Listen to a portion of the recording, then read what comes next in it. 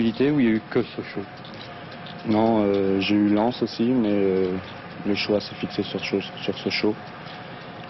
Puisque, bon, d'abord, il y avait une histoire de distance, et puis Sochaux était réputé comme un club sérieux. Comment êtes-vous venu à Sochaux? À la suite de la Coupe nationale minime à Tonon, avec l'équipe d'Alsace, j'ai été recruté par M. Crossi. Alors vous aviez plusieurs possibilités, et pourquoi justement avoir choisi Sochaux? Oui, j'avais Monaco, Strasbourg, Auxerre. J'ai choisi Sochaux puisque c'était pas trop loin de chez moi. J'habite à 60 km d'ici, puis pour la réputation de son centre surtout. Le résultat est probant puisque c'est avec ces 3 juniors que Sochaux a battu Bordeaux. 7 autres joueurs sont passés par le centre de formation sochalien. Et finalement pour Sochaux, le plus grand risque est celui d'une trop grande réussite, comme par exemple celle de Gengini ou encore celle de Stopira. Ces joueurs sont alors très sollicités et Sochaux n'a plus les moyens ni la volonté de les retenir. Nous avons un budget et nous nous tenons à ça. Et vous savez, quand vous avez des garçons, quelle que soit la valeur, il ne faut quand même pas qu'il y ait un trop grand décalage. Sinon, ça nuit à l'esprit d'équipe. Ce n'est pas décourageant justement de former des joueurs pour les voir partir quand ils sont encore jeunes et bons? Il est bien évident qu'on s'attache à un garçon qu'on a vu grandir. Vous savez, surtout quand on doit faire des progrès et qu'il atteint une efficacité et puis une certaine valeur. C'est-à-dire que quand il est en équipe de France, on a un pincement au cœur quand il s'en va, mais vous savez, dans ce métier, bon, il y en a d'autres qui vous apportent les mêmes satisfactions. Alors donc on se console avec ça. Et Renéo sort encore beaucoup de motifs de consolation avec ses 19 stagiaires préparés par René Sédolin. Le classement de Division 1, donc avec cette équipe de Sochaux que nous connaissons beaucoup mieux maintenant, avec 4 points, à égalité donc avec Lens. Il y aura pour la 3e journée de championnat mercredi un match Lens-Monaco qui vaudra le déplacement, ainsi que Nantes-Paris-Saint-Germain. Paris-Saint-Germain qui compte 3 points, ainsi que Toulouse, Monaco, Rouen et Lille. Et puis nous allons voir maintenant le bas de tableau avec une seule équipe avec une roue de bicyclette, c'est Rennes, 0 points. Et puis devant, voilà, Toulon, Saint-Étienne. Pour l'instant, on ne peut pas tirer de grands enseignements donc de ce classement. Attendons la 3e journée de mercredi. Alors je vous l'ai dit au début de cette émission, nous écouterons un poème écrit et dit par Lucien Leduc. Lucien Leduc qui était l'invité du premier téléfoot de la reprise le 17 juillet, nouvel entraîneur de Paris Saint-Germain. Lucien Leduc qui a tout connu pratiquement dans sa carrière d'entraîneur. Il a tout gagné, la coupe, le championnat, il a été honoré, il a été limogé même à Marseille au moment où il était entraîneur d'une équipe qui était en tête du championnat de première division.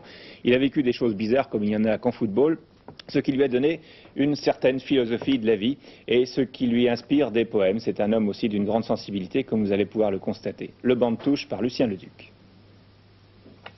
Comme l'oiseau sur la branche, comme funambule sur le fil, comme qui frôle l'avalanche, comme torero fébrile, ainsi l'entraîneur sur le banc, rendez-vous chaque dimanche, assis sur un volcan, sans que son moral flanche. Ce banc bonheur-malheur, ce banc bonheur-malan, le banc de l'entraîneur, ça vous use sur l'heure, ou bien vous revigore, selon évolution du score. Faudra voir à s'accrocher aux branches, au western tous les dimanches, Dixit, la longue file des prophètes grimaçants, entraîneur en rupture de banc. Au stade, vrai théâtre au sans tact d'hiver, toujours le banc en première loge, printemps, été, hiver. À moins qu'avant l'automne, on ne vous en déloge. Cependant, équipe en tête, banc très fourni, les cœurs en fête, président perpète, cigare luisant, réjoui. Équipe en queue, banc bien sévère, entraîneur maître queue, rate sa sauce madère, ça sent le roussi, qui va changer de crèmerie. Le banc lamentation, le banc la faute à qui? Banc je suis tombé par terre, c'est la faute à Voltaire, le nez en plein dans le seau, c'est la faute à Rousseau. Équipe descente en vue sur le grand banc, solitaire et glacé, silhouette entraîneur sans magie, déjà l'ombre du prochain. Ah, combien d'entraîneurs, combien de capitaines, victimes d'un vent siffleur, victimes du chaud et froid d'un banc plein vent de Noroît.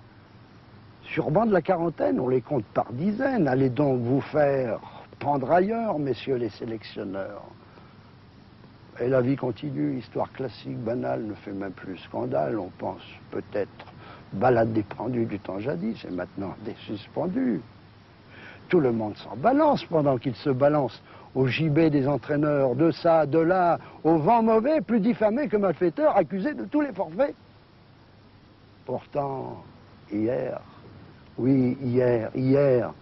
bon feu d'artifice, victoires altières, ambiance hélice, sans compter bénéfices. Aujourd'hui, fermez le banc sur ce banc d'infamie. Cependant, demain, demain, après nuit, tout transi, demain, ailleurs, bien ressaisi, ailleurs, il fera jour peut-être pour un banc plein de magie. Demain, il fera jour pour la balle Espérance qui rebondit toujours un peu partout en France. Autant n'emporte le vent de l'aventure du foot, l'aventure toujours recommencée.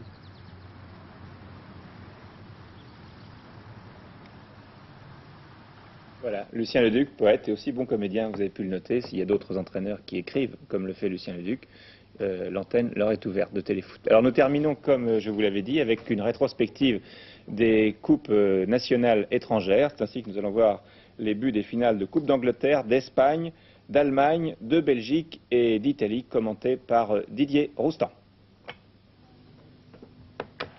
Finale de la Coupe d'Angleterre, nous sommes bien entendu à Wembley, 100 000 spectateurs déchaînés pour le match entre Manchester United et Brighton. Brighton, qui est la surprise générale, va ouvrir la marque à sa suite de ce centre de Howlett. Et bien c'est Gordon Smith à la 14e minute qui trompe le gardien de Manchester United, Gary Bailey. Brighton, vous le savez, descendra en 2e division la saison prochaine. Manchester United a terminé très bien le championnat d'Angleterre et égalise fort logiquement 2e mi-temps par son Irlandais Stapleton, Frank Stapleton. Toujours Manchester United à l'attaque avec Muren, lui il est néerlandais, mais Ray Wilkins ici en possession du ballon est bel et bien anglais. Une belle feinte de frappe et cette fois de l'intérieur du pied gauche, il marque un but superbe. Et là on se dit bien entendu que c'en est terminé pour la sympathique équipe de Brighton, mais à 2 minutes de la fin du temps réglementaire, eh bien, vous allez le voir, la suite de ce tir raté de Grealish, c'est Stevens qui égalise. La prolongation ne donnera rien. 2-2, un tour d'honneur des deux formations. Et on se retrouve quelques jours plus tard, toujours sur la pelouse sacro-sainte de Wembley. Le match sera rejoué jeudi 26. Jeudi 26, nous y sommes. Et là, eh bien, Manchester United ne va pas faire de détails devant Brighton et l'emporter 4 buts à 0. Petite explication entre Foster et Whiteside, mais le match a été très correct. Wilkins a passé à Albiston, Whiteside en retrait, centre d'Albiston, Davis pour Wilkins, non, pour Robson qui ouvre la marque, but de Robson, Brian Robson, le capitaine de cette équipe de Manchester United, alors qu'ici vous voyez Ron Atkinson, le manager de cette formation, toujours aussi nerveux. Donc au départ, Whiteside, un centre d'Albiston. Et regardez, il y a Wilkins, tout d'abord Davis qui fixe bien la défense. Wilkins qui va tirer, mais il préfère laisser ce ballon à Robson. Donc 1 but à 0. Et comme toujours avec la BBC, on revoit les buts et les actions dangereuses sous tous les angles. C'est lui, Brian Robson. Duxbury maintenant pour Wilkins. Nous sommes toujours en première mi-temps. Ici, c'est le numéro 11 Davis qui remplaçait Steve Coppell, blessé. Et il bénéficie d'un corner. Et regardez bien ce corner. Au départ, peut-être une faute de McQueen, le numéro 6, qui monte toujours sur les coups de pied arrêtés pour Manchester United. Mais l'arbitre laisse jouer, centre de Davis et but de Norman Whiteside. 2-0 pour Manchester United. Whiteside qui était curieusement seul sur cette action. Il y avait 4 joueurs de Brighton qui l'ont regardé. Grealish était sur la ligne. Il a tenté de sauver ce ballon de la main. Tenté au moins le penalty. Atkinson est de plus en plus déchaîné. Plus son équipe mène au score, plus il est nerveux. C'est tout de même curieux. But de Whiteside, 2-0. Brighton va tout de même se créer quelques occasions, comme ici avec son numéro 7, Jimmy Case. Le ballon est dévié, Gary Bailey est pris à contre-pied, mais un très bon réflexe et il renvoie le ballon en corner, félicité même par le joueur adverse. de Brighton, le numéro 4, Grealish. C'est beau, le fair play britannique. Et on se retrouve maintenant de l'autre côté pour le troisième but, tête de Stapleton. Et nouveau but de Brian Robson, le deuxième pour lui, le troisième pour United. Félicitations de McQueen, 3-0. Et cette fois, les carottes sont cuites. Une première tête de Whiteside, une deuxième de Stapleton. On croit au hors-jeu du côté de Brighton, et non. Robson est parti de très très loin derrière. On va d'ailleurs le constater sur ce énième ralenti. Et l'homme au bandeau, le capitaine de Brighton, lève le bras, regardez-le. Il regarde le juge de touche. 3-0, Atkinson va craquer, la crise cardiaque le menace et il renvoie ses troupes. Allez, go, go, go, go, go, ce n'est pas terminé, il reste 45 minutes, on ne sait jamais avec les joueurs de Brighton, ils vous ont déjà piégé en fin de partie lors du premier match, il faut toujours attaquer. Eh bien, c'est ce que fait Manchester United. Stapleton pour Robson à nouveau, qui a été le grand homme de cette rencontre, il est stoppé irrégulièrement par Stevens, et oui, c'est le penalty pour Manchester United. Et le dernier but signé Arnold Muren, 4-0. Brian Robson et Manchester United méritaient bien cette FA Cup. Du calme, monsieur. La voici, la FA Cup. La Coupe de la Ligue, vous le savez, a été remportée cette année par Liverpool. En tout cas, la Coupe des vainqueurs des coupes contre Aberdeen, le championnat à la dernière minute.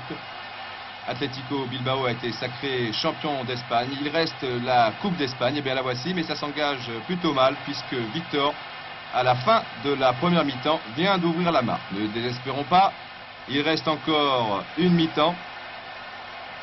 Pour l'instant, sur Santillana, un partout, mais vraiment une erreur monumentale de la défense de Barcelone. C'est incroyable, surtout à un tel niveau. Regardez, coup franc joué par... Eh bien, Santillana a suivi sur cette action, donc un partout, rien n'est joué. Mais Barcelone fait le forcing. Diego Maradona, qui termine très très fort avec sa formation, après, vous le savez, une hépatite virale qui l'a éloigné des terrains 4 à 5 mois, eh bien, menace la défense du Real. Alors qu'ici, c'est l'attaque du Real, au contraire, qui inquiète la défense de Barcelone. On approche petit à petit de la fin de cette rencontre. Toujours Maradona qui est stoppé à la limite sur cette action. Il ne reste plus que 20 secondes de jeu réglementaire. Bientôt les prolongations. Et l'heure de... Finale de la Coupe de RFA. Et c'est curieux, on retrouve deux clubs de la même ville, le Fortuna Cologne et le FC Cologne. Ici, le gardien de but Schumacher, gardien de but du FC Cologne, qui joue en première division. Le Fortuna Cologne, lui, joue en deuxième division. C'est le FC Cologne qui va finalement remporter cette rencontre. Une rencontre assez tristounette, selon nos confrères ouest-allemands. Un but en tout et pour tout. Ce but, il est signé Lidbarski.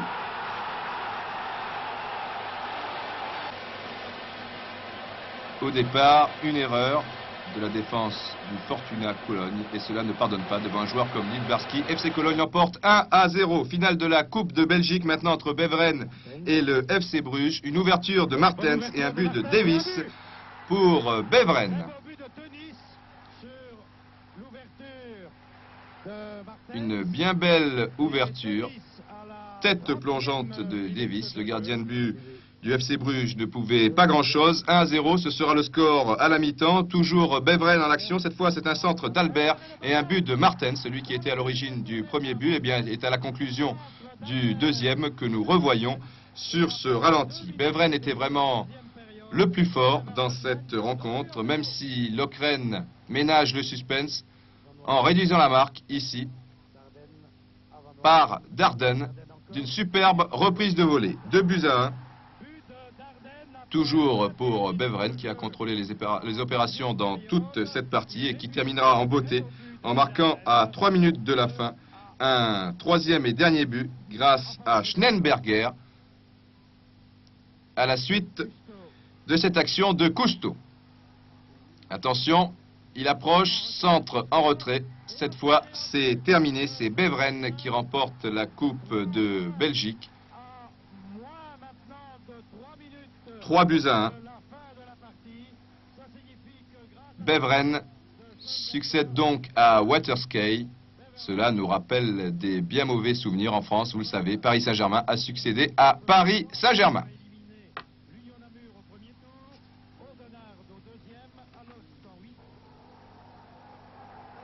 Maintenant, la Coupe d'Italie pour Chirea, le capitaine de la Juventus de Turin, qui n'aura finalement pas tout perdu. Distancé en championnat par l'AS Roma, battu en finale de la Coupe d'Europe des clubs champions par Hambourg, la Juventus de Turin a tout de même gagné la Coupe d'Italie. Et pourtant, ce n'était pas évident. Vous le savez, en Italie, la finale de la Coupe se joue sur 2 rencontres. Et bien, lors de la première, à Vérone, la Juventus a perdu 2-0. Et 2-0 en Italie, ça fait tout de même beaucoup. Match retour au Stadio Comunale. La Juventus de Turin, comme toujours, maillot rayé contre Vérone. Donc sur la droite de votre écran, nous sommes en première mi-temps. Reprise de Boniek et but de Paolo Rossi. Plus qu'un but de retard pour la Juve de Michel Platini. Et bientôt égalité au total des 2 matchs, grâce précisément à Michel Platini au départ. Un centre de Claudio Gentile et finalement donc but du numéro 10, il Francese, Michel Platini.